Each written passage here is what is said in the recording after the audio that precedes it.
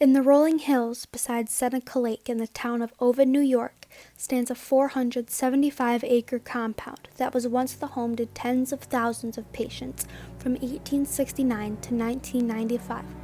This is the Willard Asylum for the chronically insane. These buildings are living time capsules of the history of mental health treatment in America and the way we look at our mentally ill. The view is undoubtedly a beautiful scene, but the horrors that took place behind these walls were nothing short of terrifying.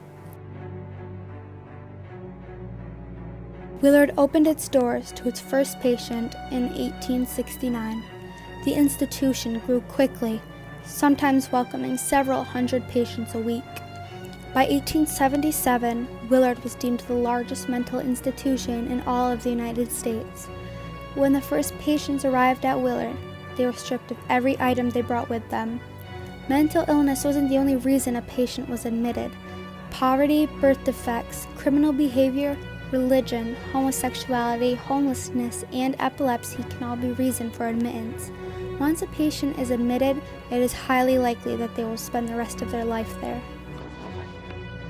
There is little to no information about mental illness in this era, so doctors experimented with many types of treatments. Several forms of therapy were attempted at Willard, and very few were successful. Early on, patients were treated with ice baths, whippings, and physical restraints. Later, occupational, musical, hydro, and physiotherapy were introduced, along with more invasive practices such as lobotomies, insulin-induced comas, and electroshock therapy. Several patients died as a result of these therapies, and many committed suicide. In the year 1942, the institution provided 1,443 treatments of electroshock therapy. Into the 1900s, tranquilizers and antidepressants were introduced and widely used by the staff. Willard was very self-sufficient in its prime. The institution had its very own morgue, hospital, water supply, recycling warehouse, and fire station.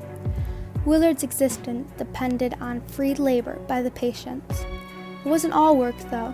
The patients did have access to forms of entertainment. Built in 1892, Hadley Hall was home to a theater, a bowling alley, and a snack bar. Patients and staff eagerly looked forward to every Friday night in Hadley Hall, where they gathered to watch a show in the theater. The compound is made up of several Victorian-styled buildings that each serve a different purpose. Some buildings are still in use, and some are in complete ruins. The buildings that are falling apart are surrounded by a tall fence labeled with a red X. Located a few miles west of the main buildings is the Willard Cemetery. The cemetery consists of a field overlooking the lake covered in waist-high grass that extends for 30 acres.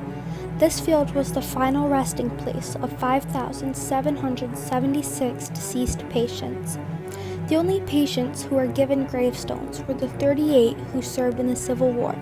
The other 5,746 patients were buried in the field, separated by 6 religions: New Protestant, Old Protestant, New Catholic, Old Catholic, Jewish, and Old Jewish.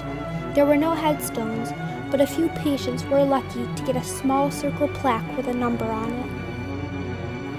In 1995, the Willard Asylum for the chronically insane closed its doors due to a push for deinstitutionalization. The entire institution was completely abandoned, with all belongings, files, bedrooms, and offices still intact. A few years after Willard closed, workers discovered hundreds of untouched suitcases that were taken from the patients when they arrived and are now part of a traveling exhibit that has gained national attention. Some of the buildings have been repurposed and are now used as a drug treatment facility for convicts, a camp, a bank, and is also home to a daycare. Even with these new programs, some of the original buildings haven't been touched in decades. These buildings tell us stories of struggle, stories of growth, and stories of tragedy. Most importantly, these buildings show us how far the mental health industry in America has truly come.